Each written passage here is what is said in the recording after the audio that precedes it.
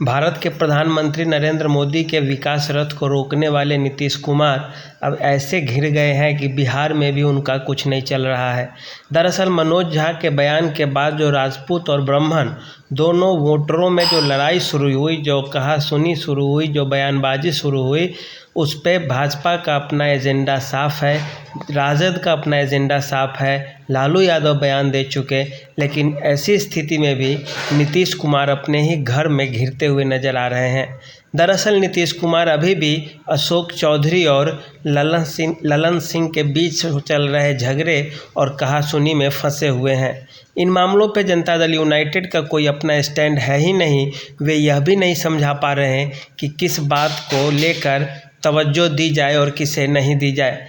इस समय जनता दल यूनाइटेड को यह चाहिए था कि हम दोनों वोट बैंक में सेंधमारी मारकर बीच में संतुलन की स्थिति बनाएं, लेकिन ऐसी स्थिति में जनता दल यूनाइटेड पीछे खड़ी नज़र आ रही है। और सही में जो प्रशांत किशोर ने कहा था कि नीतीश कुमार पहले तो तीसरे नंबर की पार्टी थे ही, अब चौथे और पाँचवें नंबर पे जा रहे हैं। दरअसल ये दोनों पार्टियां राजद और भाजपा मिलकर नीतीश कुमार के वोट बैंक में ही सेंधमारी किए जा रही है।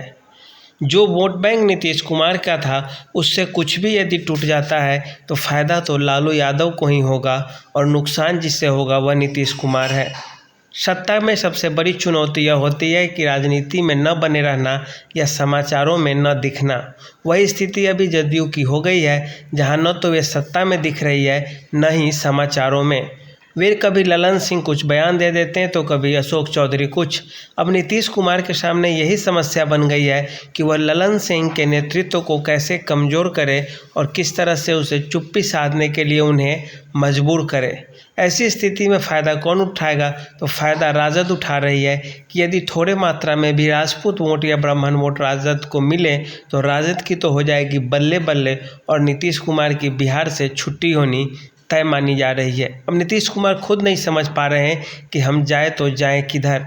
यदि भाजपा की तरफ आते हैं तो हमारे कुछ विधायक ललन सिंह के नेतृत्व में राजद की तरफ चले जाएंगे, और यदि राजद की तरफ जाते तो हमारे कुछ वोटर्स और कुछ वोट बैंक भाजपा की तरफ आ जाएंगे। ऐसी स्थिति में नुकसान जिससे हो रहा है वो है केवल नीतीश कुमार, और अब वे क्या करे क्या नहीं करे ये उनके लिए काफ़ी मुश्किल और चुनौती भरा काम होगा। तो देखिए बिहार की राजनीति जातीय समीकरण से ऊपर उठकर विकास के मुद्दों को किस तरह से अपनाएगी और आगे की क्या रणनीति होगी, नीतीश कुमार की क्या भूमिका होगी और बिहार में भाजपा या राजद की क्या भूमिका होगी। यह काफ़ी देखने वाला और दिलचस्प होगा। लेकिन हाँ, यह बात तो ज़रूर है कि नीतीश कुमार का कद बिहार की राजनीति में घटने लगा है और काफ़ी ज़्यादा घट भी गया है। भारत की राजनीति तो दूर की चीज़ है। आज के लिए इतना ही। धन्यवाद।